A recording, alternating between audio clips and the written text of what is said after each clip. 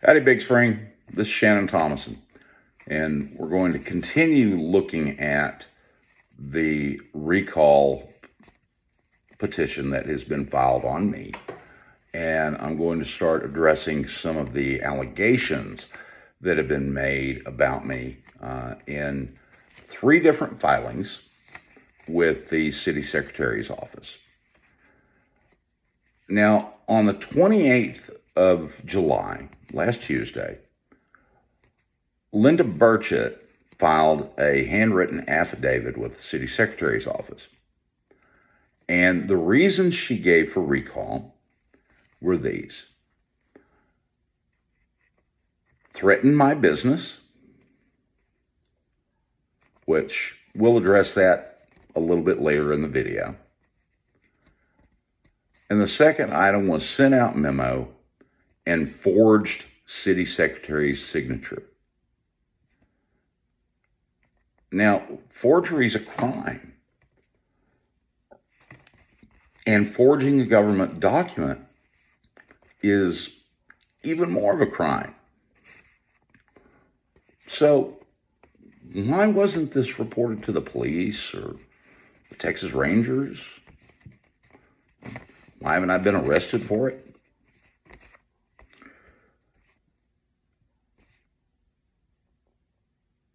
On the 29th, the next day, for some reason, she came back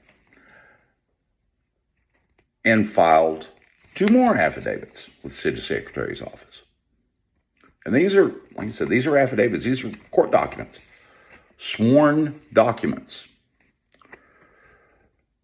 And this time she said, she gave for her reasons for the recall. And this was on a city form, not a handwritten letter, but this was on a city affidavit form. She said, threatened city personnel. Didn't happen. Unless she means threatening their employment. If you've ever been in business and you've got an employee who's screwing up, sometimes you need to remind them what the consequences are. Cussing at city personnel.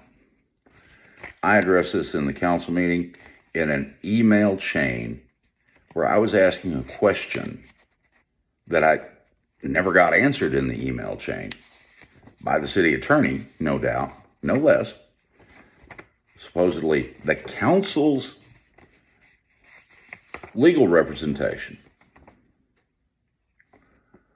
I asked a question repeatedly and couldn't get a straight answer. And the action that was taken that I was questioning, at one point I made the exclamation, "What the hell?"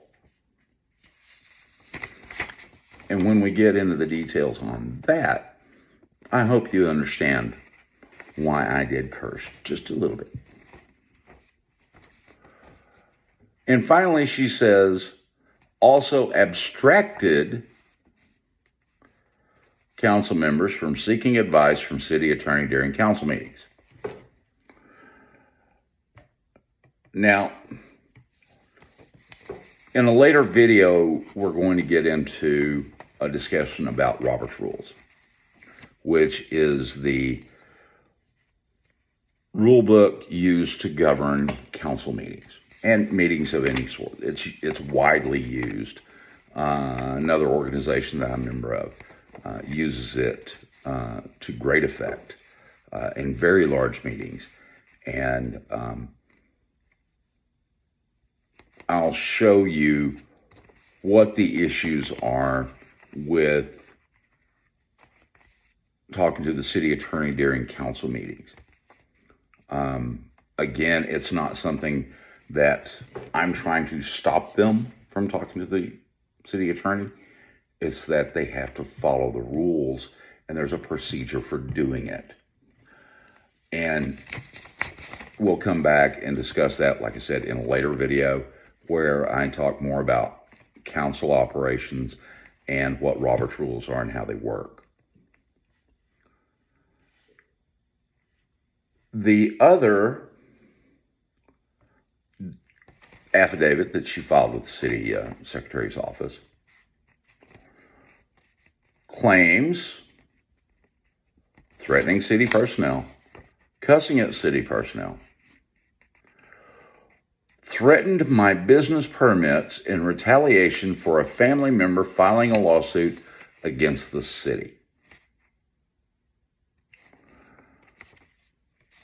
Now, she did have a family member file a lawsuit against the city.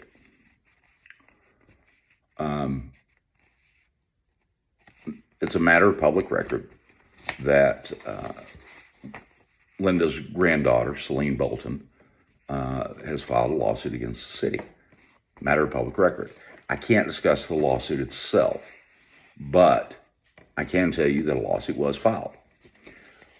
That lawsuit goes back to well before my time as mayor. And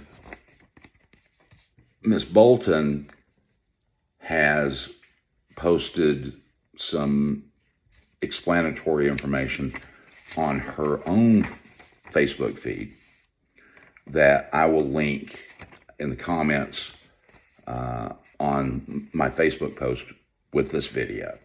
And you can judge for yourself what the dynamic of that relationship is.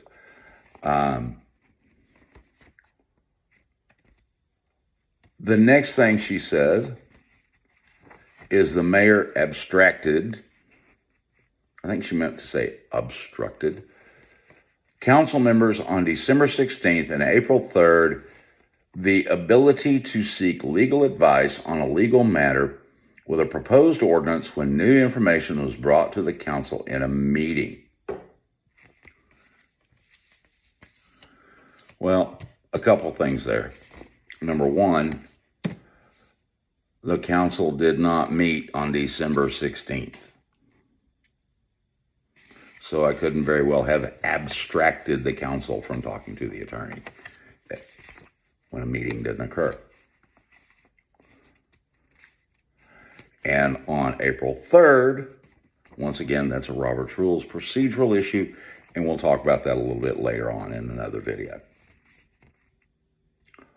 Finally, she says, the mayor personally rented the pavilion after he signed an emergency declaration closing all parks and pavilions and then allowed people to use it for a protest during the shutdown.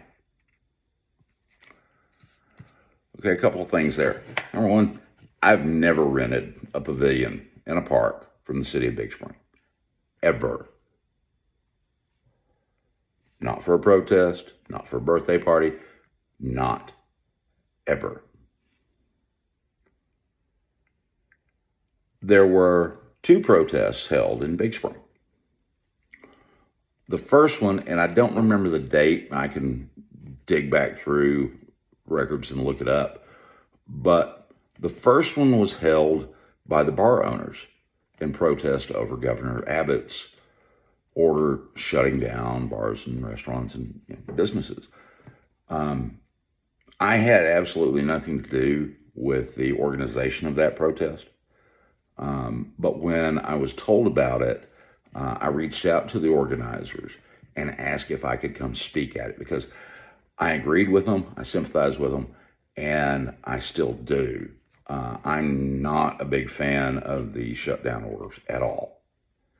And so I wanted to go and show my support for them. The second protest was the second night of the BLM protest. And on that one, it was my recommendation to them to use Heart of the City Plaza as a safe place for them to protest because they were wanting to march in Gregg Street and they could not do that without obtaining a parade permit.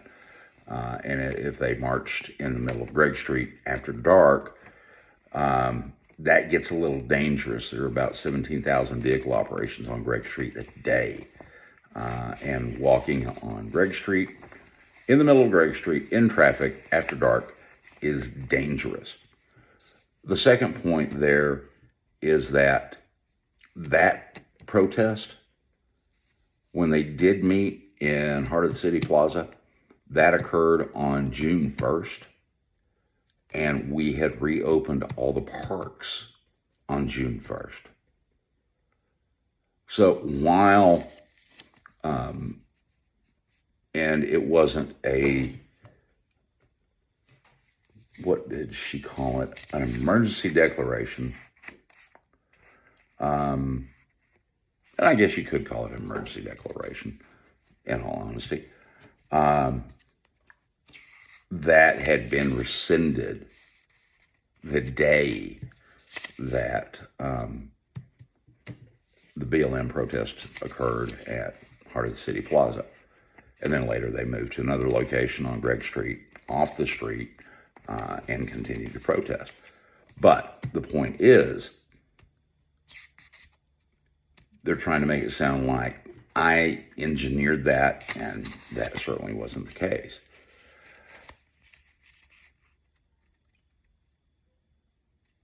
These are all affidavits sworn to and signed. It says it on every single one of them. Sworn to. These are affidavits filed with the city secretary's office. These are government records, government documents now. Sworn to.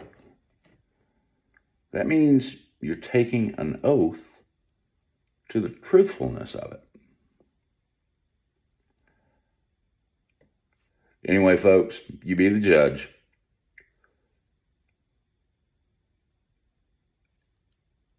And on that point, I'm just going to say thanks to everyone who's shown their support. It is greatly appreciated. And I'm still working for you and will continue to do so. Take care. Good luck. God bless.